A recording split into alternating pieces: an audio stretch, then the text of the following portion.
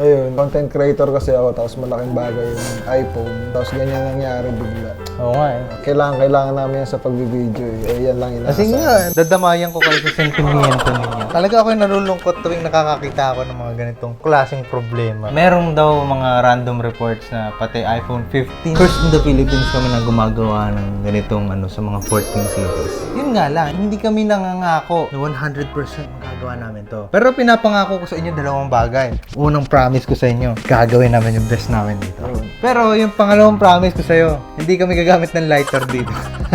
Wala nang intro-intro. Gagawin namin to as soon as possible. Kami na pong bahala. Roll the intro. Let's go! Ate kuya, wag nang mag-atubili. Kung ang cellphone mo'y may sira at ipapakumpuni, magagawa ng solusyon, tsak masasamba muli. Pumunta kang malungkot, masaya kang uuwi. Tsaka sa specs appeal, talagang safe na safe ka. Malinis gumawa, hindi bara-bara. Tsaka basta-basta, hindi sayang pera. At higit sa lahat ay quality ang pyesa. Serbisyo ay maayos at di ka madadala. Tiwala bibigay ninyo ay di mawawala. Maliit na diferensya ay hindi nalalala. Lalo na kung specs appeal ang mismong gagawa. Hindi sa pagyayabang pero sa sobrang kalidad. Pumupunta mga sikat na personalidad. Kaya kung cellphone mo ay may problema katirap, alam mo na ngayon, dumiretso sa aming shop. Sa specs appeal, specs appeal.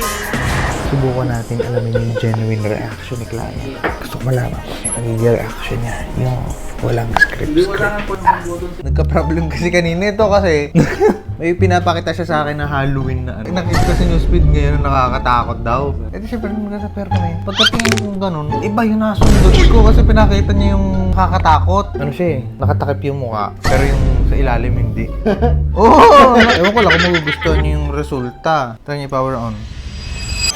Ano masasabi niyo? Ayos, okay sir. Kulit ng smile niyo, sir, ah. Talagang natural, ah. Nire-diretso na namin yung gawa. Sige nga, sir. Isubukan niyo ilatag yung storya ngayon dito. Nagulat lang din ako, bakit nakailaw siya sa bulsa? Nakita mo nga yung nakakatakot na yun. Dun sir, Ano yung nakita mo?